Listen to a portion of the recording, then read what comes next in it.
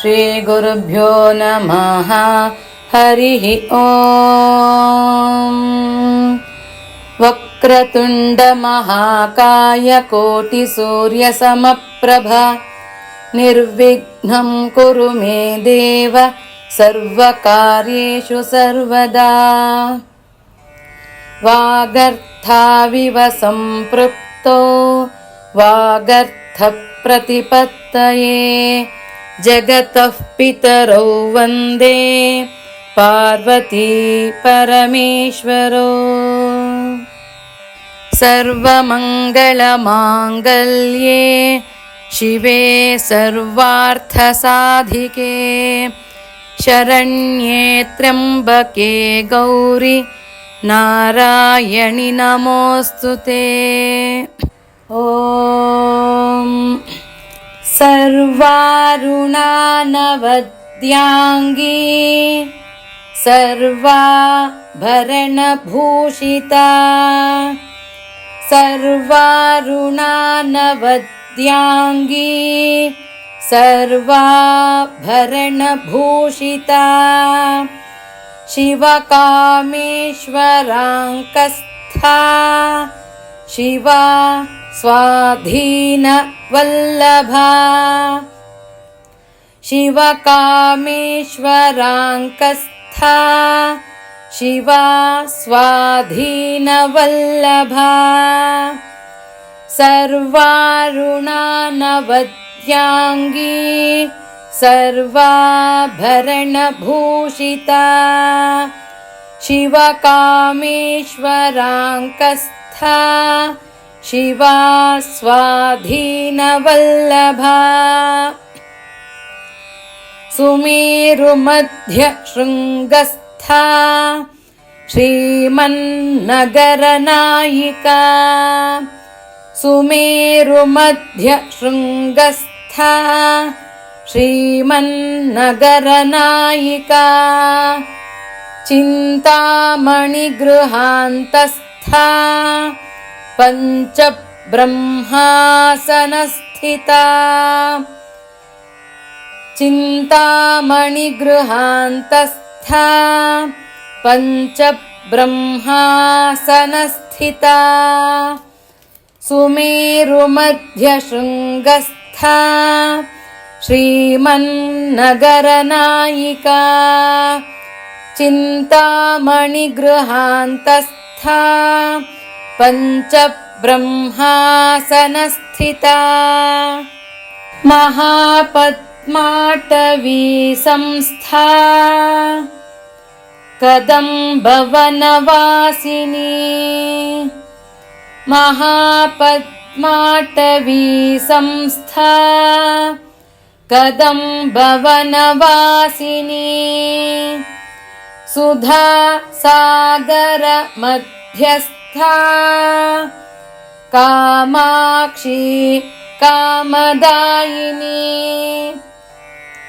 सुधासागरमध्यस्था कामाक्षी कामदायिनी महापद्माटवी संस्था कदम्बवनवासिनी सुधासागरमध्यस्था कामाक्षी कामदायिनी देवर्षिगणसङ्घात स्तूयमानात्मवैभवा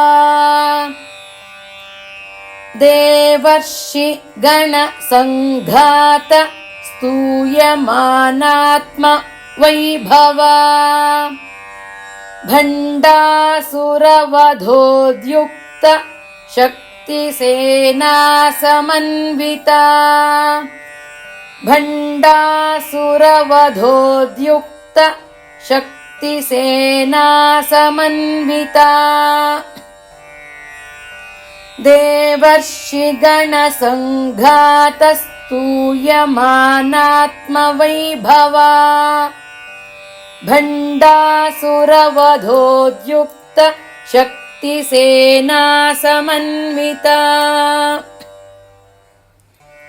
संपत्करोडीश्वरी समारूढ सिन्धुर व्रजसेविता सम्पत्करी समारूढ सिन्धुर व्रजसेविता सेविता अश्वारूढा धिष्ठिताश्व कोटिकोटिभिरावृता अश्वारूढा धिष्ठिताश्व कोटिकोटिभिरावृता सम्पत्करी समारूढ सिन्धुरव्रजसेविता अश्वारूढा धिष्ठिताश्व कोटिकोटिभिरावृता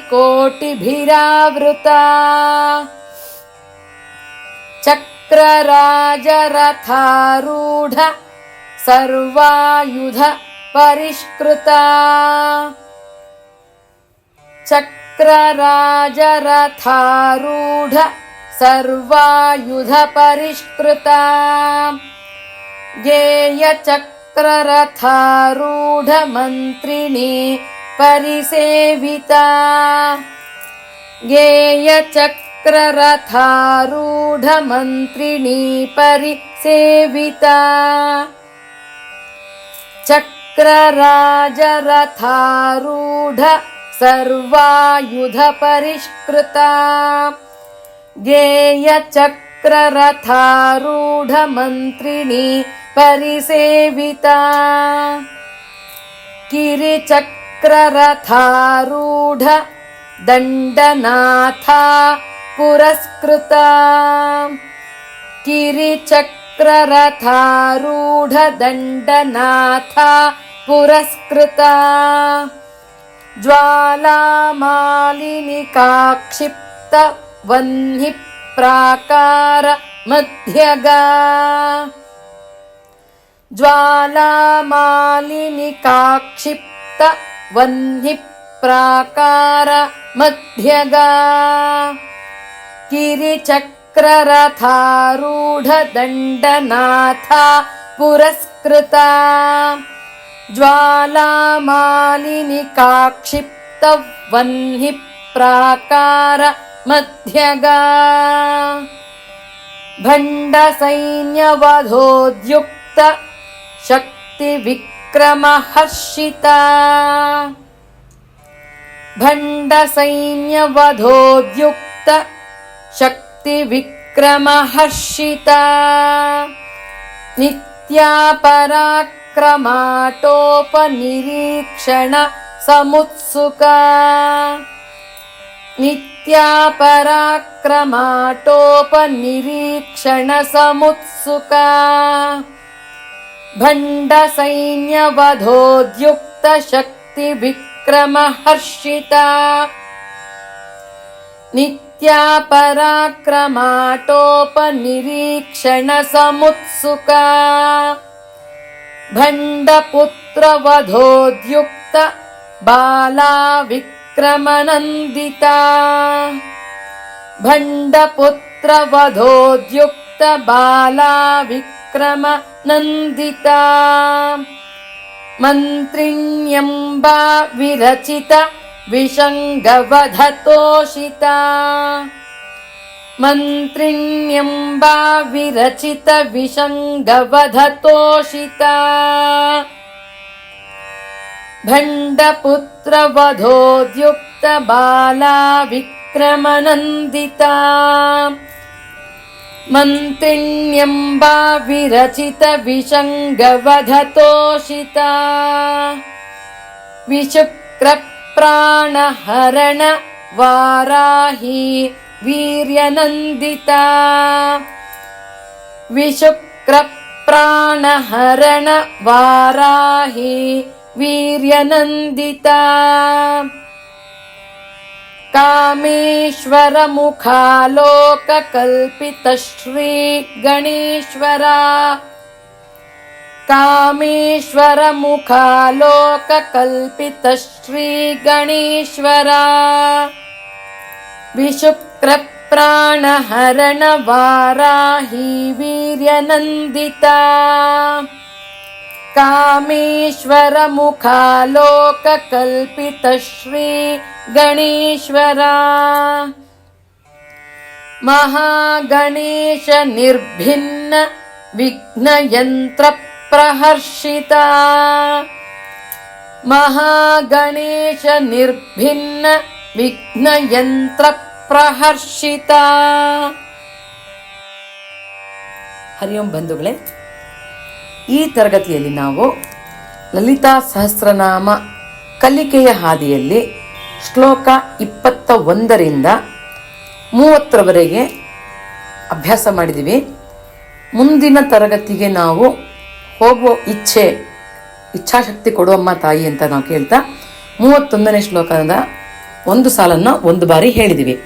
ಮತ್ತು ಪುನಃ ನಾಳೆ ಇನ್ನೊಂದು ವಿಡಿಯೋದಲ್ಲಿ ಮುಂದಿನ ತರಗತಿಯಲ್ಲಿ ನಾವು 31ನೇ ಶ್ಲೋಕದಿಂದ 40ನೇ ಶ್ಲೋಕದವರೆಗೆ ಕಲಿಯೋಣ. ನಂತರ ಒಂದು ಊರ್ಧ್ವ ಮುಖದಲ್ಲಿ ಸಾಗುವ ಒಂದು ಇಚ್ಛೆಯಿಂದ, ಆ ಭಗವತಿ ಪ್ರೇರಣೆಯಿಂದ ಪ್ರಸಾದವನ್ನು ನಾವು ಬೇಡ್ತಾ ಒಂದು ಶ್ಲೋಕನ ಮುಂದುವರಿಸೋಣ. ಈ ರೀತಿ ಕಲಿತಾ ಸಾಗೋಣ.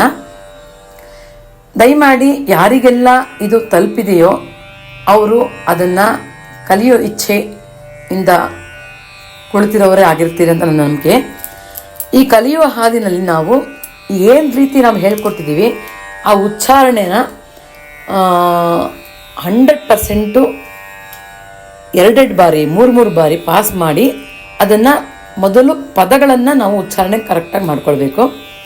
ಅದನ್ನು ನಿಧಾನವಾಗಿ ಹೇಳಿದ್ದೀನಿ. ನೀವು ಕಲ್ತಾದ್ಮೇಲೆ ಬೇಕಾದರೆ ಅದನ್ನು ಸ್ಪೀಡ್ ಮೋಡ್ನಲ್ಲಿ ಹೋಗಿ ಅದನ್ನು 1 2 3 ಅಂತ ಇರುತ್ತೆ, 1 1.5 ಅಥವಾ ಎಷ್ಟು ಬೇಕೋ ಅಷ್ಟನ್ನು ನಾವು ಮಾಡ್ಕೊಳ್ಬೋದು. ಅಭ್ಯಾಸ ಆದಮೇಲೆ ನಾನು ನಿಮಗೆ ಇದಕ್ಕೆ ಒಂದು ಸಪೋರ್ಟಿವ್ ಆಗಿ ಪಾರಾಯಣದ ಒಂದು ಆಡಿಯೋನು ನಾನು ಸೆಂಡ್ ಮಾಡ್ತೀನಿ. 10 ಶ್ಲೋಕಕ್ಕೆ ಪಾರಾಯಣ ಆಡಿಯೋನ ಮಾಡ್ತೀನಿ, ಅಥವಾ 20 ಶ್ಲೋಕಕ್ಕೆ ಪಾರಾಯಣ ಆಡಿಯೋ ಮಾಡ್ತೀನಿ. ಪಾರಾಯಣ ಆಡಿಯೋ ಅಂದರೆ ಅದರಲ್ಲಿ ಏನೂ ರಿಪಿಟೇಷನ್ ಇರೋದಿಲ್ಲ, ಒತ್ತಕ್ಷರಗಳನ್ನು ನಿಮಗೆ ಗಮನಿಸಿ ಹೇಳುವುದಿರೋದಿಲ್ಲ. ಆ ಒತ್ತಕ್ಷರ ನಾವು ಹೇಳಿರ್ತೀವಿ, ಅದನ್ನು ನಿಮಗೆ ಎಷ್ಟು ತಗೊಳ್ಬೇಕು. ಈಗ ಒತ್ತಕ್ಷರನ ಯಾತಕ್ಕೆ ಅಂತ ಒತ್ತಿ ಹೇಳ್ತಾ ಇದ್ದೀನಿ ಅಂತಂದರೆ, ಮಹಾಪ್ರಾಣಗಳನ್ನು ಹೇಳಬೇಕಾದ್ರೆ ಉಸಿರು ಜಾಸ್ತಿ ಬೇಕು. ಇಲ್ಲಿ ಅದು ಮಹಾಪ್ರಾಣಗಳು ಅಂದರೆ ನಿಮಗೆ ಗೊತ್ತಿರುತ್ತೆ, ಕೆಲವರಿಗೆ ಗೊತ್ತಿರೋದಿಲ್ಲ. ನನ್ನಲ್ಲಿ ಯಾರ್ಯಾರು ಭೇಟಿಯಾಗಿರ್ತಾರೆ ಅದರಲ್ಲಿ ಕೆಲವರಿಗೆ ಚೆನ್ನಾಗಿ ಗೊತ್ತು, ಕೆಲವರಿಗೆ ಏನೂ ಗೊತ್ತಿರೋದಿಲ್ಲ. ಏನಕ್ಕೆ ಏನೋ ಹೇಳ್ತಿರ್ತಾರೆ, ಅದರಿಂದ ನಾನು ಅದನ್ನು ಬಿಡಿಸಿ ಹೇಳ್ತಾ ಇದ್ದೀನಿ. ಈ ತರಗತಿನಲ್ಲಿ ಇದರಲ್ಲಿ ನಮ್ಮದು ಎಲ್ಲ ಥರದವರು ಇರ್ತಾರೆ ಅನ್ನೋ ಭಾವದಿಂದ ಇಲ್ಲಿ ಕ ಖ ಗ ಘ ಅನ್ನೋದರಲ್ಲಿ ಕ ಅಲ್ಪ ಪ್ರಾಣ, ಖ ಮಹಾಪ್ರಾಣ, ಗ ಅಲ್ಪ ಪ್ರಾಣ ಮೊದಲನೇದು ಅಂತ ಹೇಳ್ತಾರಲ್ಲ. ನೆಕ್ಸ್ಟ್ನೇದು ಘ ಮಹಾಪ್ರಾಣ. ಈ ಎರಡನೇದನ್ನು ಹೇಳಬೇಕಾದ್ರೆ ಘ ಖ ಘ ಫ ಏನು ಛ ಏನೇನಿದೆ ಅದು ವರ್ಗಗಳಲ್ಲಿ ಕ ವರ್ಗ, ಟ ವರ್ಗ, ತ ವರ್ಗ ಎಲ್ಲದರಲ್ಲೂ ಮ ವರ್ಗ, ಅದೆಲ್ಲದರಲ್ಲೂ ಕಕ್ಕ ಗ ಮ ಅಲ್ಲೆಲ್ಲ ಬರುತ್ತಲ್ಲ, ಆ ಎಲ್ಲದರಲ್ಲೂ ಮಹಾಪ್ರಾಣಗಳನ್ನು ಹೇಳಬೇಕಾದ್ರೆ ಹೊಕ್ಕಳಿಂದ ಹಕಾರ ಬರಬೇಕು ಜೊತೆಗೆ. ಖ ಅಂದರೆ ಖು ಕು ಪ್ಲಸ್ ಹ. ಕಾನಲ್ಲಿ ಮೊದಲನೇ ಅಲ್ಪ ಪ್ರಾಣದಲ್ಲಿ ಕ ಕು ಪ್ಲಸ್ ಆ ಇದ್ರೆ ಇಲ್ಲಿ ಖು ಕು ಪ್ಲಸ್ ಆ ಬರುತ್ತೆ. ಕ ಖ ಗ ಘ ಞ ಮಹಾಪ್ರಾಣ ಬಂದು ಅದು ಬಂದಿರುತ್ತೆ. ಅದನ್ನು ಬರೆಯೋ ರೀತಿ ಕೂಡ ನಿಮಗೆ ವ್ಯತ್ಯಾಸ ಇರುತ್ತೆ. ನೀವು ಅದನ್ನು ಗಮನಿಸ್ಕೊಂಡು ಕಲ್ತ್ಕೊಳ್ಳೋ ಅಭ್ಯಾಸ ಮಾಡ್ಕೊಳ್ಬೇಕು. ಅದಿರಲಿ. ಈಗ ನೀವು ಹೇಳಬೇಕಾದ್ರೆ ಮಹಾಪ್ರಾಣಗಳನ್ನೇ ಹೇಳ್ತಾ ಇರಬೇಕಾದ್ರೆ ಹೆಚ್ಚೆಚ್ಚು ಮಹಾಪ್ರಾಣಗಳು ಬರುತ್ತೆ ಕೆಲವು ಸಾಲುಗಳಲ್ಲಿ. ಆವಾಗ ನಮಗೆ ಬ್ರೆತ್ ಕಂಪ್ಲೀಟ್ ಆಗೋದಿಲ್ಲ, ಬ್ರೆತ್ ಪಾರಾಯಣದಲ್ಲಿ ಕಂಪ್ಲೀಟ್ ಆಗೋದಿಲ್ಲ. ನೀವು ಬಿಡಿಸಿ ಹೇಳ್ಬೇಕಾದ್ರೆ ಬ್ರೆತ್ ತಗೊಂಡಿರ್ತೀರ, ಹೇಳೋಕ್ಕೆ ಅನುಕೂಲ ಆಗುತ್ತೆ. ಪಾರಾಯಣದಲ್ಲಿ ನಾವು ಇವಾಗ ಏನಿರ್ತೀವಿ, ಒಂದು ಎಕ್ಸಾಂಪಲ್, ಒಂದು ಶ್ಲೋಕನ ಪಾರಾಯಣ ಮಾಡಿ ತೋರಿಸ್ತೀನಿ. ಸರ್ವಾರುಣಾನ ವದ್ಯಾಂಗಿ ಸರ್ವಾಭರಣಭೂಷಿತ. ಈಗ ಗಮನಿಸಿದ್ರಿ ಅನಿಸುತ್ತೆ. ಭ ಭ ಎರಡು ಕಡೆ, ಭರಣದಲ್ಲಿ ಒಂದು ಕಡೆ, ಭೂಷಿತದಲ್ಲಿ ಒಂದು ಕಡೆ ಮಹಾಪ್ರಾಣ ಬಂದಿದೆ. ಇಲ್ಲಿ ಹೇಳಬೇಕಾದ್ರೆ ಅದನ್ನು ಗಮನ ಇಟ್ಟು ಹೇಳಲೇಬೇಕು, ಆಯಿತಾ? ಎಷ್ಟು ಅದು ಸಾಧ್ಯವೋ ಅಷ್ಟು ಮಹಾಪ್ರಾಣಗಳನ್ನು ನಾವು ಹೇಳಲೇಬೇಕು. ವ್ಯತ್ಯಾಸ ಇರಲೇಬೇಕು, ಭಾಗು ವ್ಯತ್ಯಾಸ ಇರಲೇಬೇಕು. ನಾವು ಪಾರಾಯಣದಲ್ಲಿ ಹೇಳಬೇಕಾದ್ರೆ ಸರ್ವಾರುಣಾನ ವದ್ಯಾಂಗಿ ಸರ್ವಾಭರಣಭೂಷಿತ ಅನ್ನೋ ಕಡೆ ಸರ್ವಾರುಣಾನ ವದ್ಯಾಂಗಿ ಸರ್ವಾಭರಣಭೂಷಿತ ನೋ. ಈಗ ಎರಡನೇ ಹೇಳಿದ್ನಲ್ಲ, ಆ ಥರ ಹೇಳಲೇಬಾರ್ದು. ದಯಮಾಡಿ ಅದನ್ನು ಅನುಸರಿಸಿ ಇದೇ ಥರದನ್ನು ಎಲ್ಲದನ್ನು ತುಂಬ ಗಮನ ಇಟ್ಟು ಹೇಳಿ. ನೀವು ಏನೂ ಈ ಥರ ಹೇಳೋಕ್ಕಾಗದೇ ಇದ್ದರೆ ದೇವಿ ನಿಮ್ಮನ್ನು ಲಲಿತಾ ಸಹಸ್ರನಾಮ ಹೇಳು ಅಂತ ಕೇಳೋದೇ ಇಲ್ಲ. ದಯಮಾಡಿ ನೀವು ಅದನ್ನು ಕೇಳಿಸ್ಕೊಂಡು ಕಣ್ಮುಚ್ಚಿ ಆ ಪದಗಳನ್ನು ಆಲಿಸ್ತಾ ಅದನ್ನು ಮನಸ್ಸಲ್ಲಿ ಹೇಳ್ಕೊಳ್ತಾ ಕಣ್ಮುಚ್ಚಿ ಆ ದೇವಿನ ಕಣ್ಮುಂದೆ ತಂದ್ಕೊಳ್ಳಿ. ಅದಕ್ಕಿಂತ ಹೆಚ್ಚಿನ ಫಲ ಇದೆ. ದಯಮಾಡಿ ಅದನ್ನು ತಪ್ಪು ಹೇಳಲೇಬೇಡಿ. ಯಾಕೆ ಅಂತಂದರೆ ಎಷ್ಟು ಸರಿಯಾಗಿ ಇದರಲ್ಲಿ ಫಲದ ಎಷ್ಟು ಫಲ ಇದೆಯೋ ಯಾವುದೇ ಪಾರಾಯಣ ಮಾಡಿದ್ರೂ ಅದನ್ನು ತಪ್ಪು ಹೇಳಿದ್ರೆ ಅಷ್ಟೇ ವಿರುದ್ಧ ಫಲಗಳಿರುತ್ತೆ ನಿಮಗೆ. ಹಾಗಾಗಿ ತೊಂದರೆಗೆ ಸಿಕ್ಕಾಕೊಳ್ಳೋದು ಬೇಡ. ಪಾರಾಯಣ ಸರಿಯಾಗಿ ಮಾಡೋಕ್ಕಾಗತ್ತಾದ್ರೆ ಮಾತ್ರ ಮಾಡಿ, ಇಲ್ಲದೆ ಇದ್ದರೆ ದಯಮಾಡಿ ಮಾಡಲಿಕ್ಕೆ ಹೋಗಬೇಡಿ. ಆ ಸಾಹಸ ಮಾಡಲೇಬೇಡಿ. ದಯಮಾಡಿ ಕಣ್ಮುಚ್ಚಿ ಅದನ್ನು ಯಾರಾದರೂ ಒಳ್ಳೆಯವರು ಹೇಳಿರೋದನ್ನು ಕೇಳಿಸ್ಕೊಂಡು, ಅದರಲ್ಲೂ ತುಂಬ ಇದೆ ನಾನು ಕೇಳಿದ್ದೀನಿ, ಯೂಟ್ಯೂಬ್ಗಳಲ್ಲಿ ಹೇಳಿರ್ತಾರೆ, ಅದು ತುಂಬ ಮಹಾಪ್ರಾಣ ಅಲ್ಪಪ್ರಾಣ ತಪ್ಪುಗಳಿರುತ್ತೆ. ದಯಮಾಡಿ ಅದನ್ನು ತಿಳಿದವ್ರ ಹತ್ರ ನೀವು ಸರಿನಾ ತಪ್ಪ ಅಂತ ತಿಳ್ಕೊಳ್ಳಿ. ಒಳ್ಳೆ ಚಳ್ಳಕೆರೆ ಬ್ರದರ್ಸ್ ನಾನು ರೆಕಮೆಂಡ್ ಮಾಡೋದಂತಂದರೆ, ಆ ಥರ ಬಾಂಬೆ ಸಿಸ್ಟರ್ಸು ಅವ್ರು ಸ್ವಲ್ಪ ರಾಗದಲ್ಲಿ ಹೇಳಿದ್ದಾರೆ. ನಿತ್ಯ ಯಾವುದಾದ್ರೂ ಒಂದು ಧಾಟಿನ ನೀವು ನಿತ್ಯ ಅದನ್ನು ಕೇಳಿ ಅದನ್ನು ಅನುಭವಿಸಿ ದೇವಿ ಕೃಪೆಗೆ ಪಾತ್ರರಾಗಿ ಅಂತ ಹೇಳಲಿಕ್ಕೆ ಬಯಸ್ತೀನಿ. ಹರಿ ಓಂ. ಶ್ರೀಕೃಷ್ಣ ಅರ್ಪಣಮಸ್ತು. ಸರ್ವೇ ಜನಾಃ ಸುಖಿನೋ ಭವಂತು. ಲೋಕಾ ಸಮಸ್ತ ಸುಖಿನೋ ಭವಂತು. ಶ್ರೀಕೃಷ್ಣ ಅರ್ಪಣಮಸ್ತು.